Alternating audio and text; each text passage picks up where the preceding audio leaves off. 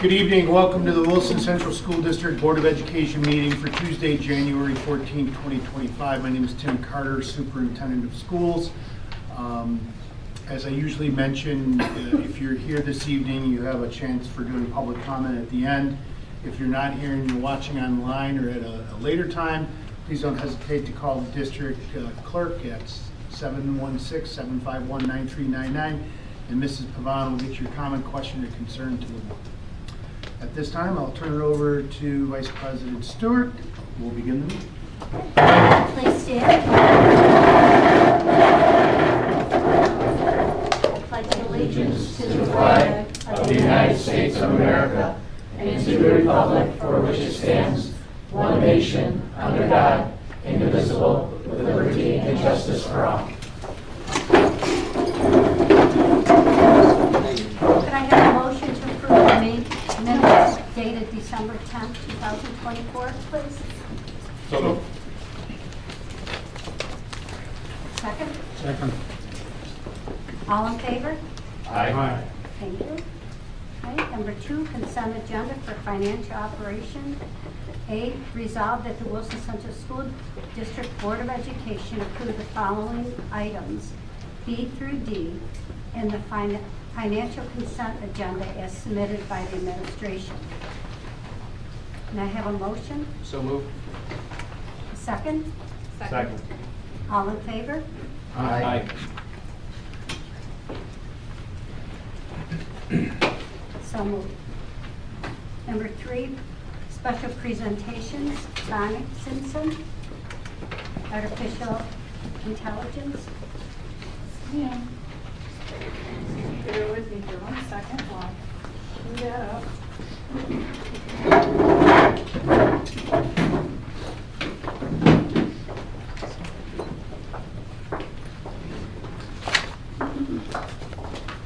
That was my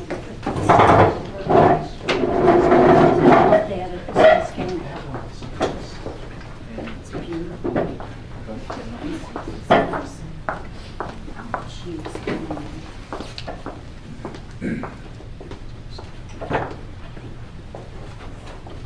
I can't read anymore. Oh.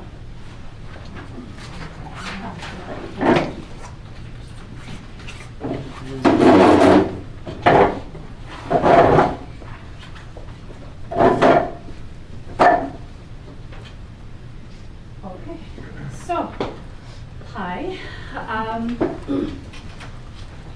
As everybody knows, AI is a very pervasive topic lately, out there in the real world, but also it seems more every year in the educational setting. And so there are a lot of conversations that will happen in the future because it's such a broad subject. So things like not just what is it, but how can it be used in the school environment? How can it help with instruction? How does it challenge instruction, and what are the obstacles to that? How do we train our staff and our teachers to use it appropriately? How do we teach our students to use it appropriately?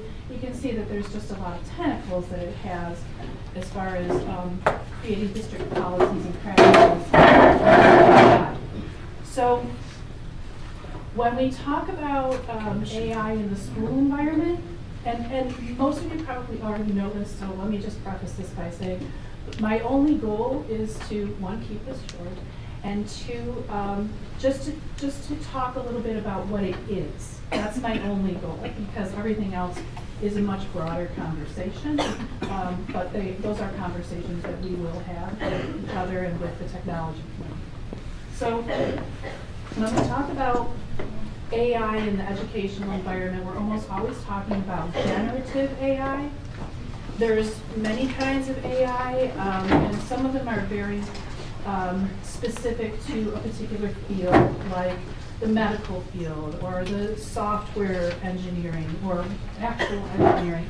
There are all different kinds, and we see them in our lives. They sneak in whenever we're shopping on Amazon, or whenever it seems like, suddenly your phone knows what you're looking for, and you just said that word, and all of a sudden it shows up on your phone, like those things,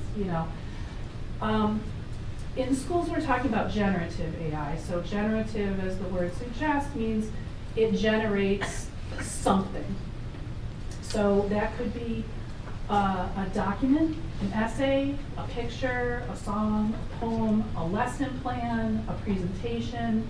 They're all things that are generated usually based on a prompt, and sometimes it's a very simple prompt.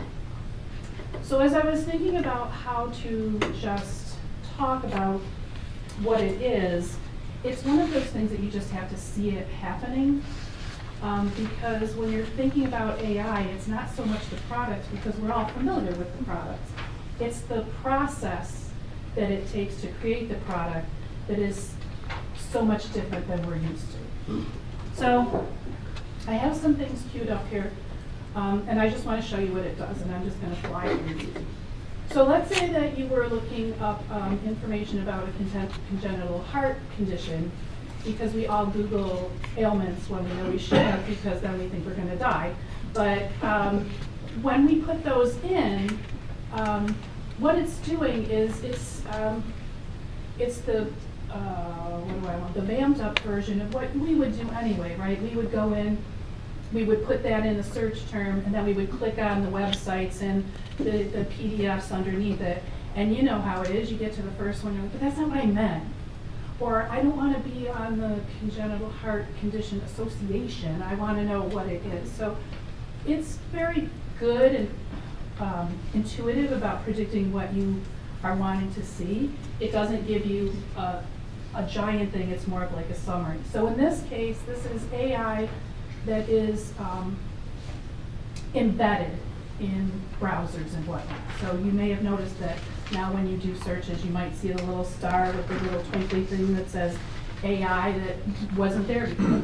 So if I hit congenital heart conditions, this is what it's going to give me. You see this little AI overview here, and when you click on it, it does a nice job of giving you sort of a synopsis of what you were looking for. Now, normally back in the day when I was, your age, we would click on all of these. We would go down this rabbit hole, and it would take quite a long time to find this. So its superpower is its efficiency for sure.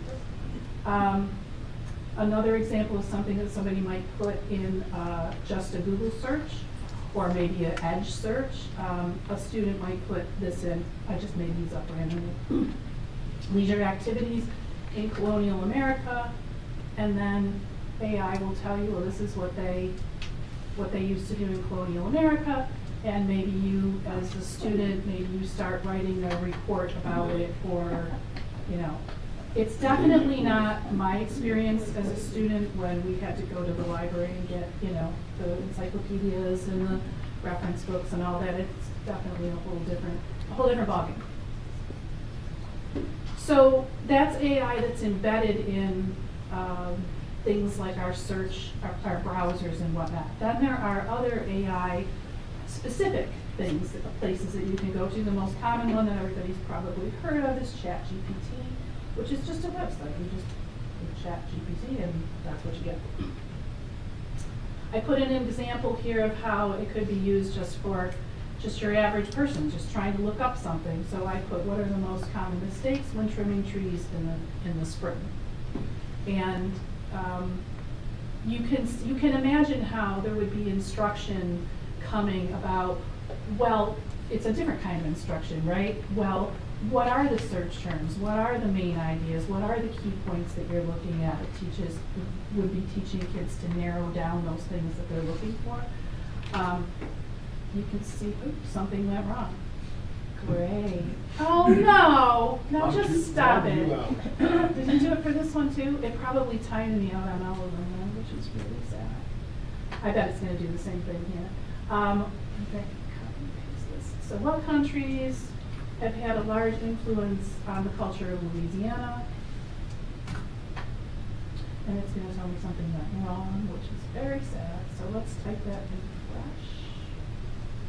I guess it didn't like time in mail or something. So let's put it in fresh and see if that works.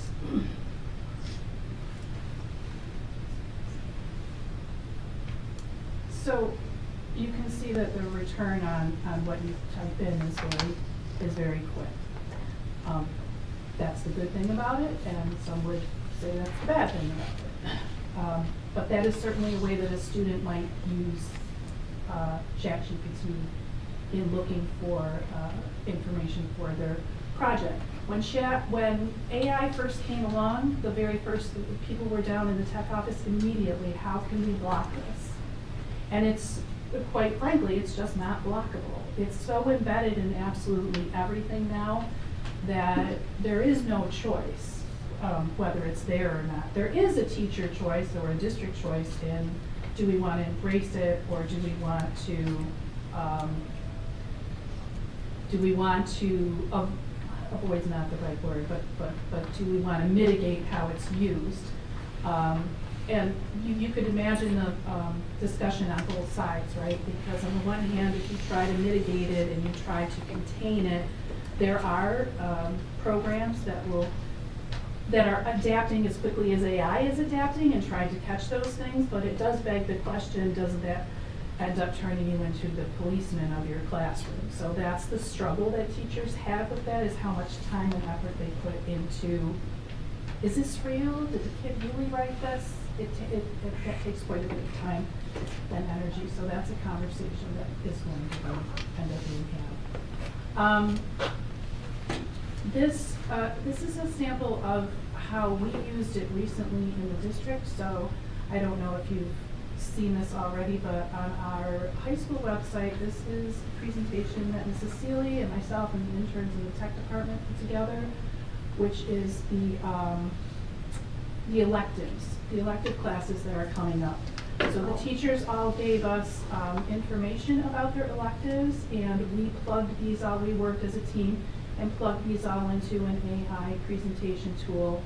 And so the kids had these, which was sort of a district initiative, was we wanted to be able to promote in a better way, or in a, I don't know, in a more focused way what our electives are, and let you know what they contain.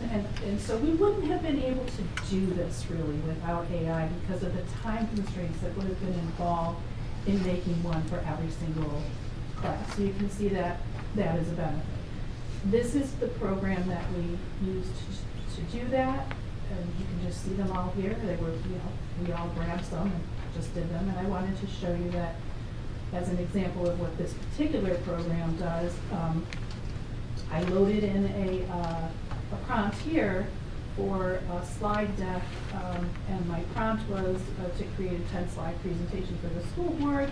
What is generative AI? Give many examples in detail. Now, I don't know if it's going to tell me something that wrong in this program, but we will try it. And it asks you to pick your design, and it doesn't matter which one. So you can change this to anything. And so if you're old school, you remember how long these things took to go into Google Slides or to go into PowerPoint and find the little icons and the little, and then fill them all in. So you would certainly not be spending your time doing formatting when you use things like this. So you can see it created this slide deck. It gives examples.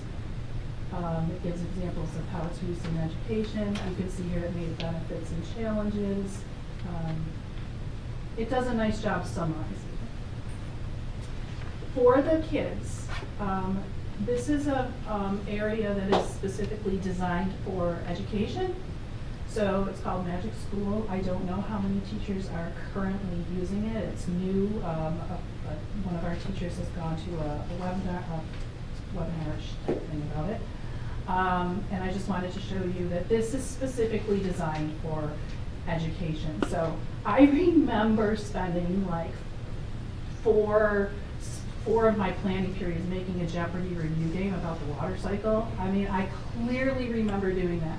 So I just typed in Jeopardy review game, 5th grade, water cycle, that's all I put, and it gave me a Jeopardy game, and then, now this can be exported, you can put it on Google Slides or whatever.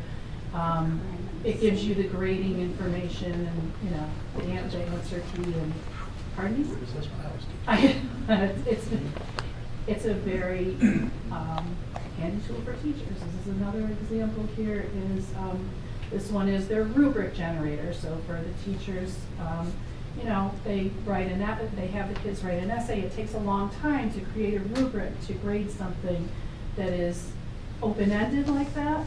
So I just put in an example, create a rubric for 11th graders on a 4-point scale. Students will be able to write an argumentative essay, persuade your school to change a policy that you don't like, and then here are the things that I wanted it to consider. Supportive arguments, organization of ideas, well-developed paragraphs, well-written summary and conclusion, and grammar and syntax. And when you click on that, it gives you, which would definitely be used in the classroom, it gives you this rubric. So that is something that would have taken a very long time, even to find one, I have to say, find one on the web that had exactly what you were looking for would have taken a long time, so it's all right there for you.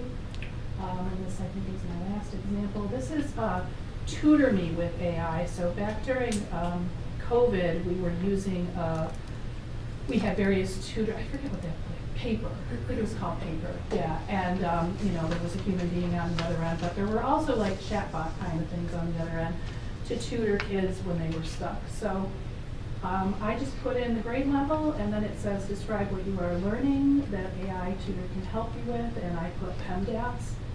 And I just followed it through. I just want to show you what it did. It said, well, tell me what you already know about it. And it has something to do with the order of operations, but I always get it wrong. Something that it would put. And it's adaptive. It's like, okay, well, let's start here. And it walked me, I won't do it now, but it walked me through the whole thing. It started with something very simple, and it had me do that, and it just like you would expect it to, it moved me through the process. So those are the examples of what AI does in a quick little spurt. I want to tell the board that I do have a survey that we took with the teachers to say, what do you know about AI, and are you interested in using it? What are your concerns? What are you interested in learning about it? And overall, it was very positive.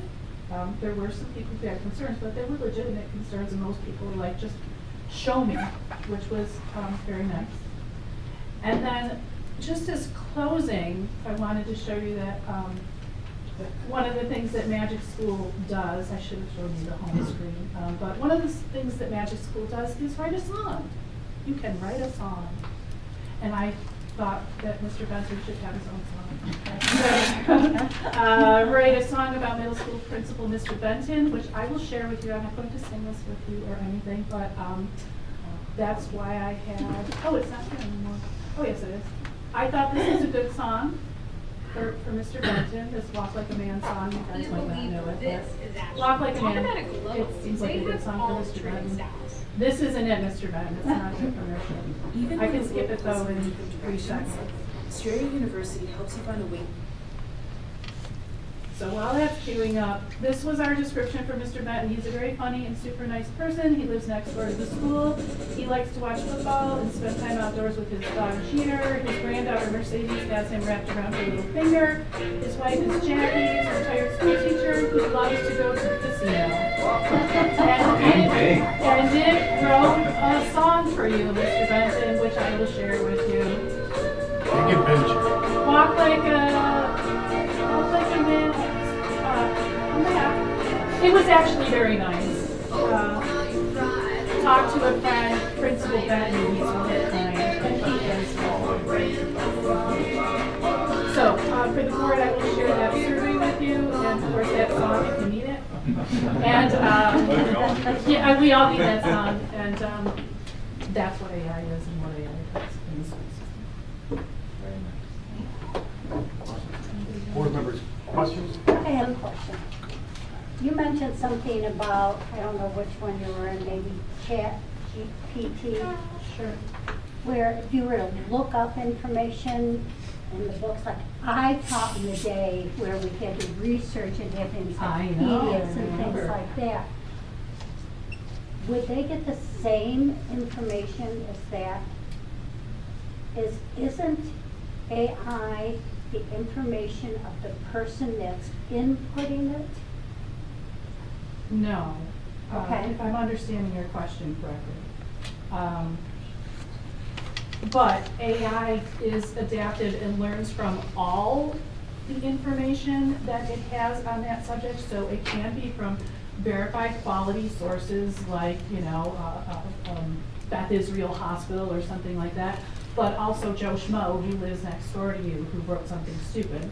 So that's one of the reasons why students have to be taught how to, just like everything else online, evaluate the information and learn how to detect its accuracy.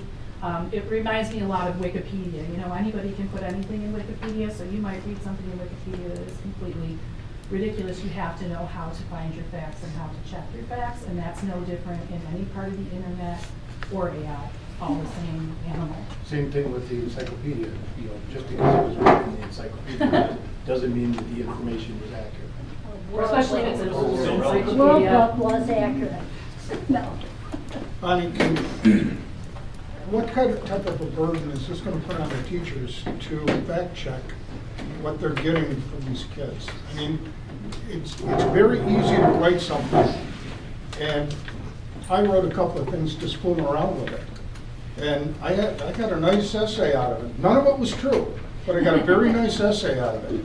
And I'm just wondering what kind of a burden this is going to put on the teachers to really say, is this real or is it substance that they're generating? I think it depends on the choices that the teacher makes. If the teacher decides that they are going to use their traditional methods of instruction and, for example, say, write an essay that covers a 3-week period and have it in 3 weeks, which means you can write it at home or you can write it on your phone or whatever. If they choose to stick with that type of assessment, then they will have to commit to the time to run it through the filters that detect AI generation, and the time that's going to be involved in talking to the kids and saying this is reported as 80% generated by AI. There will be other teachers, I'm assuming, who will change their instruction. This is the example I give all the time. So instead of writing an essay or whatever, a term paper about, French Revolution, instead of doing that, they might end up doing things real time in the classroom where next Tuesday we're going to have a debate about, pick a side about the French Revolution, which side you're on, have your facts available to you, and you're going to debate in real time without any electronics, behind your back, because then you know that the student really does know that material because they're sitting right in front of you. So teachers are going to have to decide how willing they are to adapt or change their instruction from what it used to be to what it might need to be now, unless they're willing to put in that time. And some teachers are. Some teachers are like, I'm having the kids write an essay and I will check it. And they do. I know I went to a seminar and they talked a lot, not as heavily, but about plagiarism with AI, that it can happen very, very easily. I was wondering if there's any safeguards built into it. There probably can't be, but In some sense, it's no different than the plagiarism that would have happened 15 years ago when you pull out, when you plagiarized the encyclopedia. And so you go in there and then you change all the big words, and you know that type of stuff.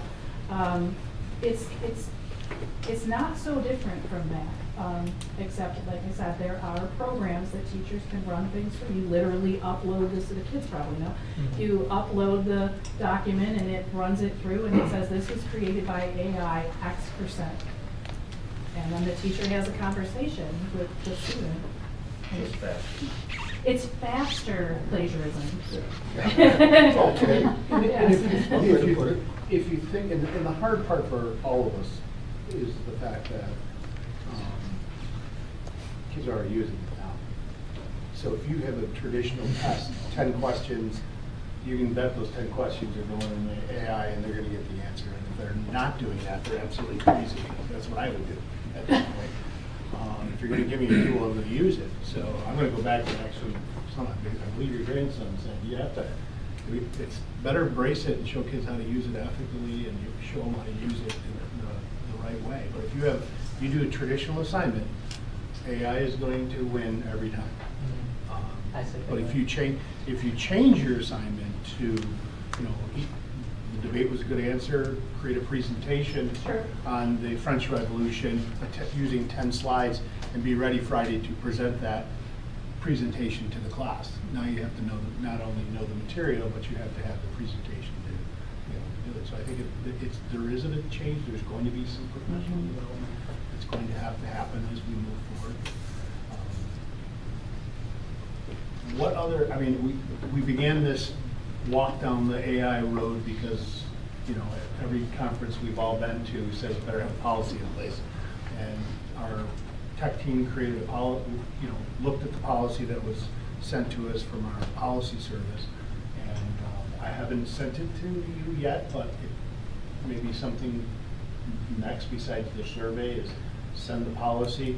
Therefore, at the next, we can't do the first reader yet because it hasn't went through committee, you know, the shared decision-making committee, but at least let the board take a look at it. See if there's any other questions you want to answer before we take it to the shared decision-making team and then bring it back to the board for approval. I'll put that in news and notes this Friday, and then I'll put some time aside at our workshop to just, you know, tell me the questions you have, so then I can go ask Bonnie the answers. No, tell me the answers, Bonnie. Okay, does that sound like a good next step? Any other questions for Bonnie? Cassie, I thought I saw your hand up behind me. Is that okay? Yeah. Oh, Oh, okay. good. I thought my limit was up. Nope. Definitely isn't what could you make of it. The magic, I want to call it the magic Magic school bus. school. Magic I know, it does school. sound magic There's no school bus bus. on the end. No bus. Are you planning on having some education for our teachers on that? Yeah, it's penciled in for our PD day for the superintendent's conference. Oh, We good. do have a teacher who, like I said, went to, you know, several, it was more of a long-term thing. And I'll either do the AI presentation for this or I'll ask her to do it because she was involved in it for weeks and weeks, so I might twist her arm to do it. But yes, it's part of the PD day. Excellent, thank you. Nice job. Could I ask just two very brief questions? First of all these services that you showed, I know that like ChatGPT and most of the other ones, like the ones we've all interacted with are like the quote unquote, like, you know, free version that's online or whatever it might be. I'm assuming that the ones that would be like rolled out in an educational capacity, like the ones that actually have some basis in vetted sources, because you know that ChatGPT famously, you know, has those issues where, you know, just when you're drawing from the internet as a whole, or just these giant databases, you can have just terrible material backing up these things. I'm assuming there's like fees associated with these services that we would be using, like the Magic School or that kind of thing? Well, you know, they do the thing where they get you in for free and then you can't download this unless you upgrade. So Right. we actually are on the free portion of Magic School. I end up calling Really wanna Magic save School us. Magic School Sorry, Bus. sorry. The Magic School AI, but I can foresee Yeah. that as we get trained in it and so forth, that we would end up getting the paid version and upgrade and all that kind of thing. Okay, and then I guess the only other, I mean, just something looking forward, the only other question I had was going back to like the source material that's backing up so many of these models and the famous like hallucination issues that the bigger models have had. I'm just curious, the more school-focused ones, I'm assuming these are built for more targeted, like embedded databases, is that kind of the idea? I believe so. And to what extent are they like showing their work, right? Like, you know, I noticed that like the Google AI, it links some of its sources within like the summaries that it gives you, and I'm curious, and like ChatGPT, however, if you don't ask it to, it famously will just give you a string of text and that'll be that. The kind of school-oriented ones, you know, with an eye toward teaching these kids to, you know, discriminate between source material, like really go after the primary source to verify what you've learned. To what extent do they have the ability to kind of see behind the curtain a little bit? For these? I think that's a really good question. I'll tell you right now, I don't know. I don't know, but that's certainly something that we'll look into. Yeah. And especially as we head toward, right now, it's the Wild West. Well, I'm I hate to well say aware. it. It's the Wild West, and so this is the first program that we have found that we are getting a good feel for it being For sure. designed for an educational setting. Right. But as we move forward, it is easy to see that those types of things, when we choose as a district, these are our AI resources that we're committed to and that we have that information for. It's an excellent question. Yeah, no, because I mean, no, I'm sorry to interrupt you. Just to your point about Wikipedia earlier, like that was like when I was in high school. That was like the middle of like the ripping off Wikipedia era of cheating that people were doing, and you know, some much lazier than others, of course. But I'd like to think I was on the right side of it, where I was that nerd who was actually going and finding the primary sources that the Wikipedia article was based on, because I wanted to go to the library and hunt down that book or whatever it might have been. So. That is very nerdy of you. Oh, I trust me, I'm fully hopping to it, but I'll just say that like being able to like go down a quote unquote Wikipedia rabbit hole back in the day, I feel like the next generation's version of that is going to be, you know, going down an AI rabbit hole, for lack of a better word, and I think I'm hopeful that having access to those sources, at least, you know, seeing behind the you know, the actual base material is going to facilitate the same level of like, you know, learning that still happened. Like, you know, you're not just walking around parroting what you saw. You're actually kind of trying to be a little more discriminating. Hopefully, too, the Yeah. benefit is that now that it is such a big part of education, that the instruction that is given to the students starts way before high school. Like, you know. Oh yeah, no, I mean, I know second, kids who third are way better grade. at writing those prompts than I'll ever be already, right? So Yes. it's, you know, I mean, in the end, it has the potential to be such a powerful tool to direct people in general to information that it's really exciting, and I don't know, it's encouraging to see how much work you guys have already are obviously put in. So well done, thank you. Good. I'll do. Sorry for talking a little longer.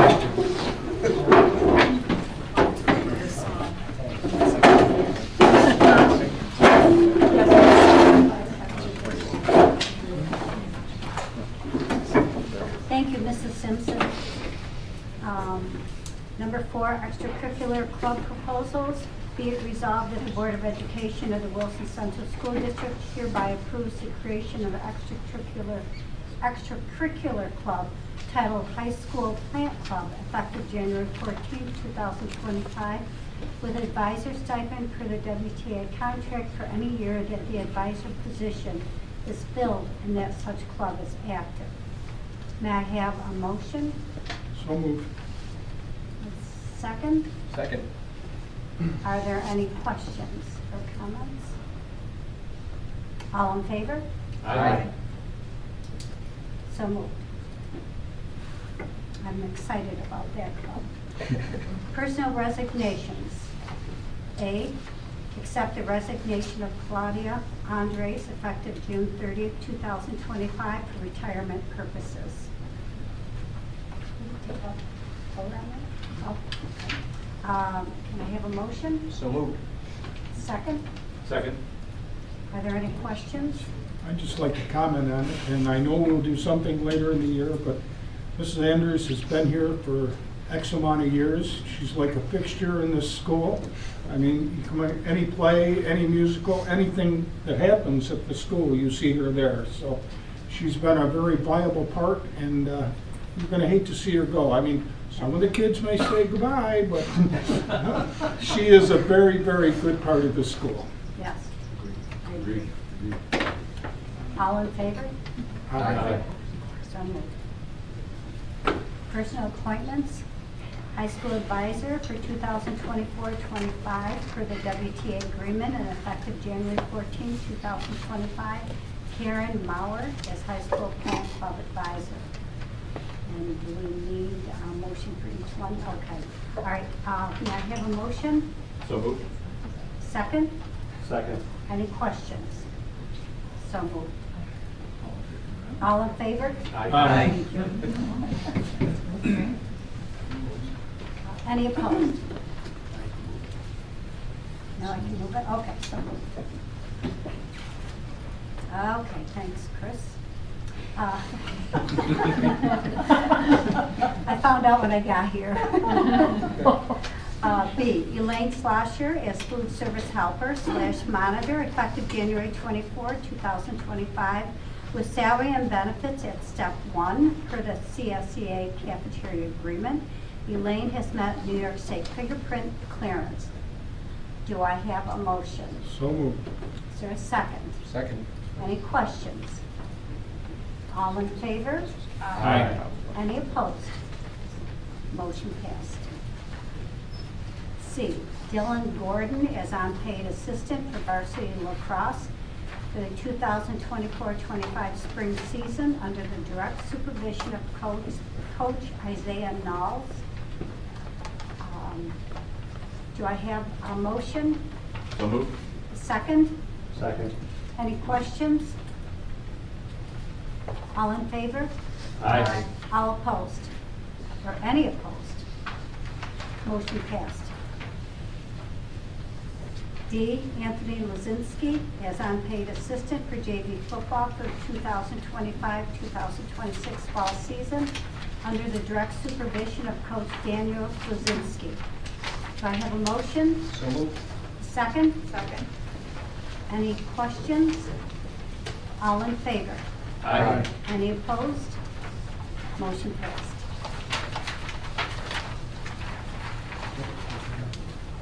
E, it's on the next page. My next page. Yours is too tiny, I can't read it. I must be older. E, approve substitute teacher Lindsay Myers. Substitute teacher has met New York State fingerprint clearance. Do I have a motion? So moved. Second? Second. Any questions? All in favor? Aye. Any opposed? Motion passed. Thank you.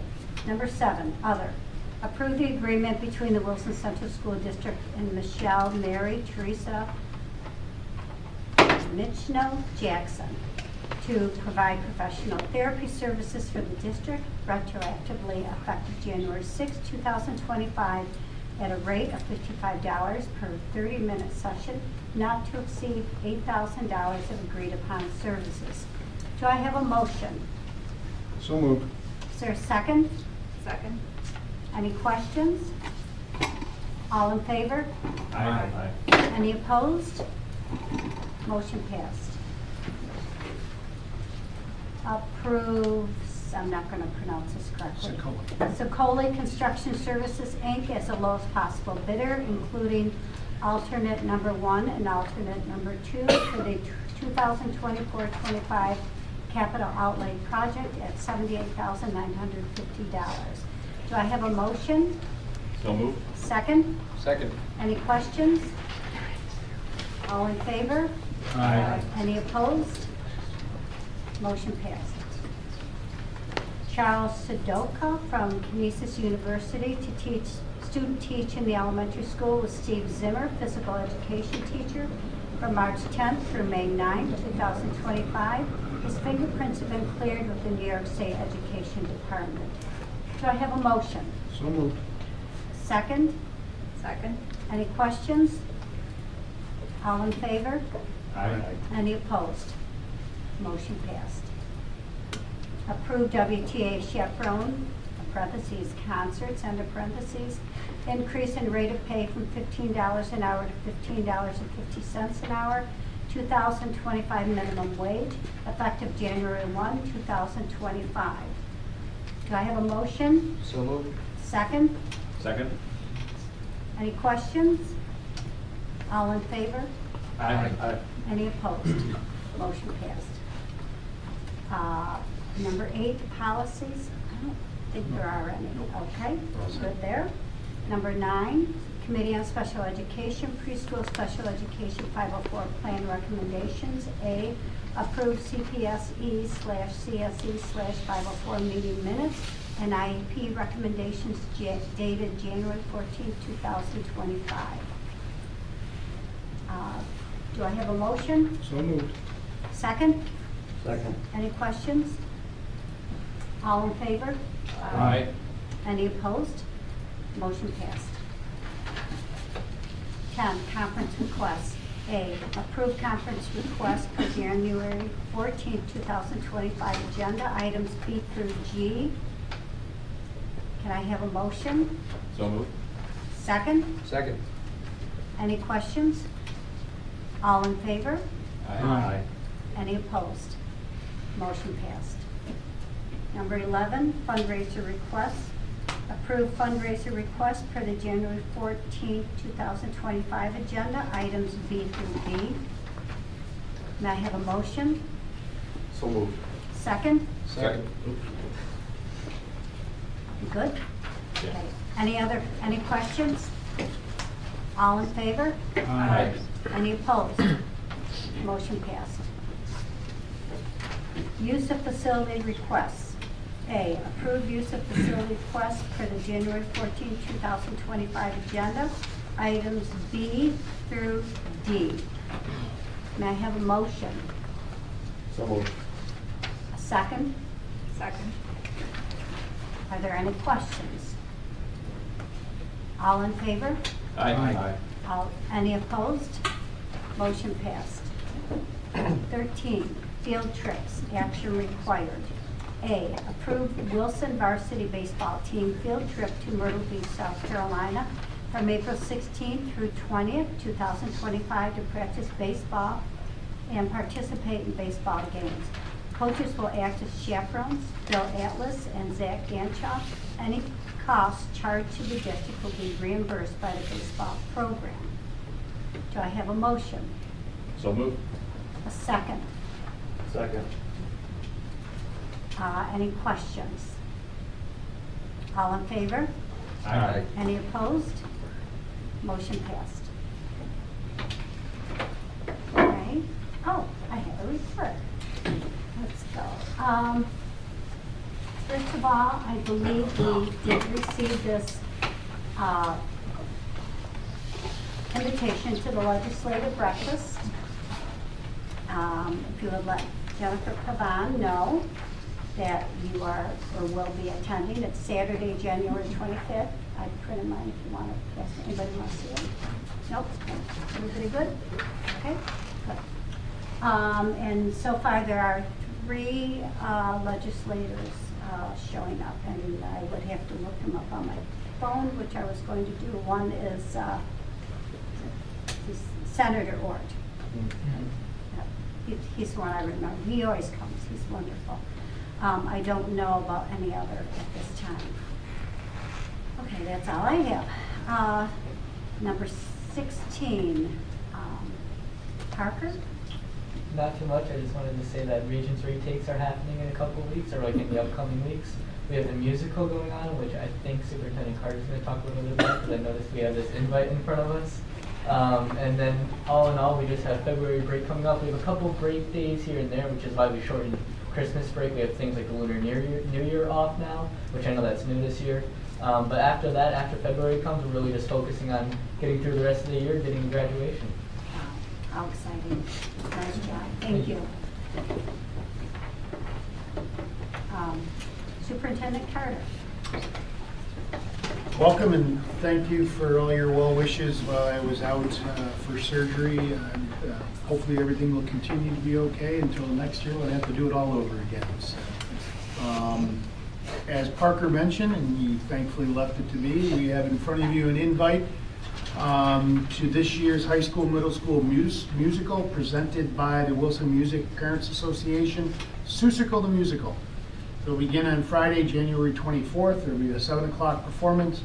On Saturday, January 25th, there'll be a 2 o'clock matinee performance and then a 7 o'clock performance here at the high school, middle school auditorium. And tickets can be purchased at the door 1 hour prior to each performance. Board members, every year I'm absolutely amazed at the talent of our students, so if you get an opportunity to please come, that would be great. I was going to also mention the legislative breakfast, but thank you, Trustee Stewart. I don't have to do that anymore. Three things. One is this Thursday, we have our financial literacy night, this Thursday, 1/16. If you haven't signed up the judge, that doesn't preclude you from showing up. I'm not evaluating this year. I don't think I can stand that long, but I am planning on being there. Board members, it's a great night to just listen to our wonderful students and their great presentations. And Mrs. Herman and Mr. Alex do a great job getting our kids prepared for that evening. I just wanted to, I made a note, I try to thank when we have a retirement.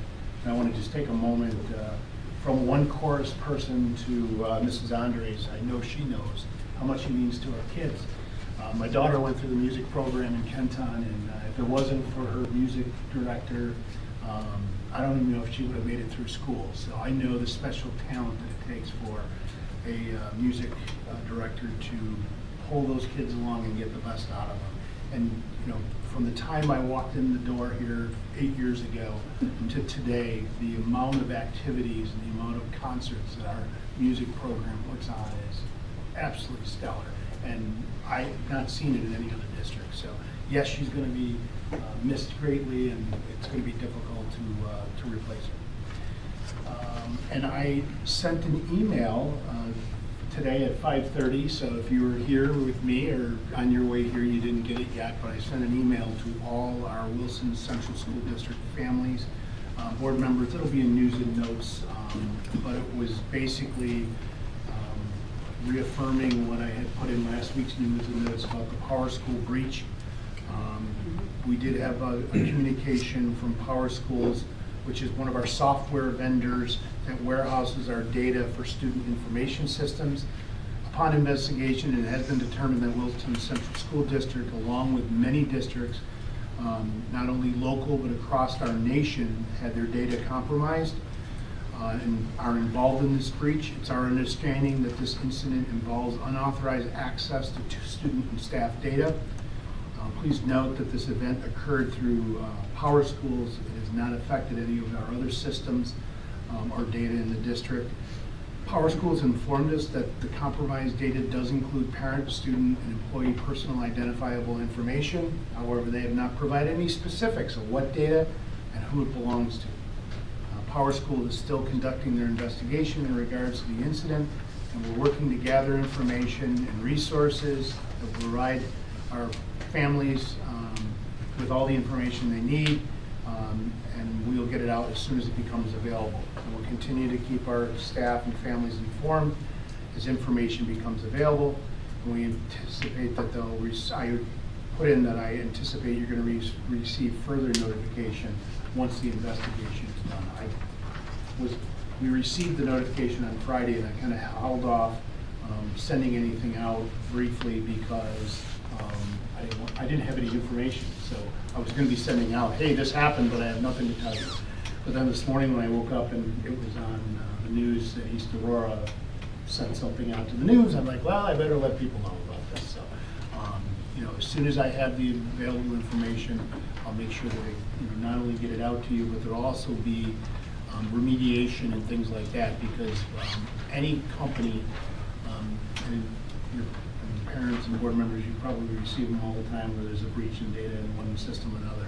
But part of that is they have to not only notify you, but they have to provide remediation. So there might be some credit monitoring or some kind of monitoring going along with it. As soon as I have that, I'll get it out to the board and let all the families know about it. Do you know what type of information that are on those reports? Is it financial, or is it like social security numbers? Is it? It's a variety of things.